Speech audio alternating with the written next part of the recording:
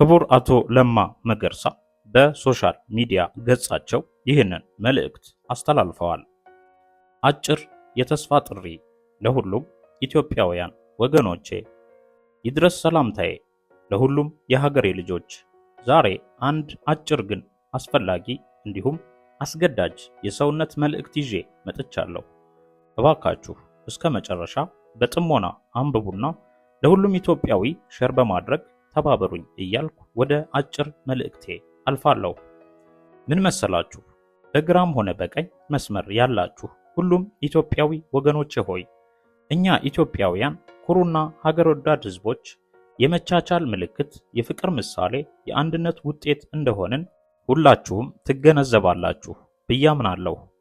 አሁን ግን መለያችን የሆነው ፍቅራችን፣ ልዩ የሚያደርገን እርስ በርስ መዋደዳችን፣ የማንነታችን አካል የነበረው ፈሪሃ እግዚአብሔራችን ወዘተ ትልልቅ የሚታየውና ትልቅ ትብብራችን በአንዳንድ ትንሽ የውል ስህተታችን እየሸረሸረ አሁን ላይ ለክፋታችን ከክፋት ፋብሪካ ከሰይጣን ጋር ውድድር ላይ ይገኛል።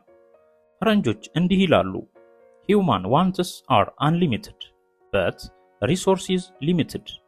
የሰው ልጅ ፍላጎት ወይም መሻት ልክ የለውም፣ ነገር ግን ምንጩ ወይም ሀብቱ፣ ዝናው፣ ፍላጎቱ ድንበር አለው ይላሉ።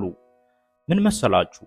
የኛ ትልቁ ችግር እርስ በርሳችን ችግሮቻችንን ተወያይተን ከመፍታት ይልቅ ሌሎችን ጋብዘን ችግራችንን ማወሳሰብ፣ ቀሪ ጊዜውን በበጎ መንገድ ከማቀድ ይልቅ ካለፈው እንኳ ክፉ ታሪካችን መዘን መገዳደያ ማድረግ ላይ እናተኩራለን። የኛ ትልቁ ትኩረት እድገት፣ ሰላም፣ ፍቅር፣ አብሮነትና ይቅርታ መሆን ሲገባ እኛ ለጠላቶቻችን መሳሪያ፣ ለሀገራችን ማፍረሻ መዶሻ፣ ለወገኖቻችን ጭራቅ ሆነናል። የኛስ አያሳዝንም ወገኖቼ? ሰው በሰውነቱ በተለይም አዳም በሰውነቱ ዜጋ በዜግነቱ መከባበር ሲገባን እኛ መለያያ ስናደርግ፣ ይህንንም አባቶቻችን በደምና አጥንታቸው ከጫፍ ጫፍ ዘር፣ ሃይማኖት፣ ብሔር ሳይሉ በባዶ እግራቸው ዘምተው ወድቀው ደማቸውን አፍስሰው ላባቸውን ጨርሰው ሕይወታቸውን ገብረው ያቆዩልንን አስከብረው ያስረከቡንን ሀገራችን ላይ እኛ በሐሳብ ልዩነታችን፣ በብሔር ክፍፍል፣ አጉል የስልጣን ጥማታችን እርስ በርሳችን ስንጨራረስ ሳይ በጣም ያሳቅቀኛል። ሰው መሆኔን በተለይ ኢትዮጵያዊ መሆኔ ያስጠላኛል።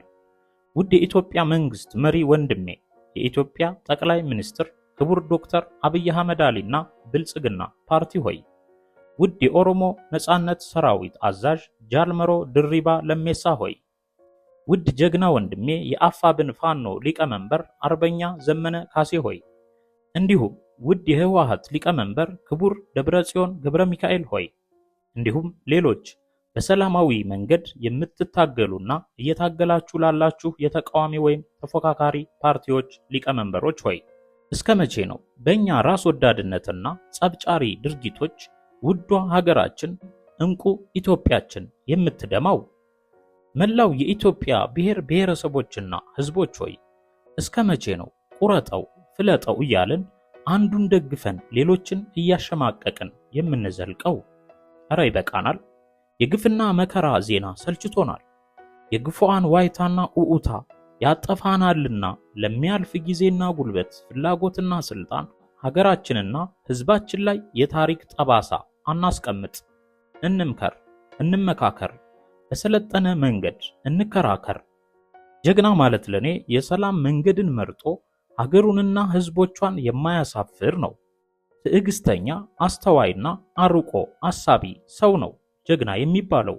ብልህ ደግሞ በኋላ ቀር መንገድ መጓዝን ትቶ ለእርቅና ይቅርታ ልቡን ከፍቶ ለሰላምና እርቅ፣ ንግግርና ድርድር፣ በውይይትና በምክክር የሚያምን ምክንያታዊ ሰው ወይም ቡድን ነውና እባካችሁ ለውዷ ሀገራችን ስንል እንደማመጥ፣ እንከባበር፣ እንወያይ፣ እንደራደር።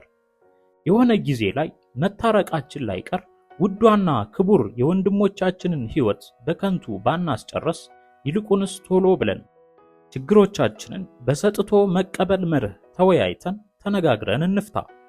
በክላሽም ሆነ በጀት፣ በሰው ብዛትም ሆነ በቴክኖሎጂ ብልጫ ሰላምን ማምጣትም ሆነ ማጽናት ከቶ አይቻልምና የወገኖቻችን ደም በከንቱ አናፍስስ እላለሁ። ሰላም ለኢትዮጵያ፣ ሰላም ለሀገራችን፣ ሰላም ለሕዝባችን። ፍቅርና እርቅ ያሸንፋል። ኢትዮጵያ በአንድነት ተባብራ፣ በልጆቿ ተከብራ፣ በጠላቶቿ ታፍራ፣ በአዋቂዋ ተገንብታ አድጋ አብባ ለዘላለም ትኑር። ለማ መገርሳ ዋቆ ፒኤችዲ ጣሊያን ሮም ሐምሌ 14 2018 ዓመተ ምህረት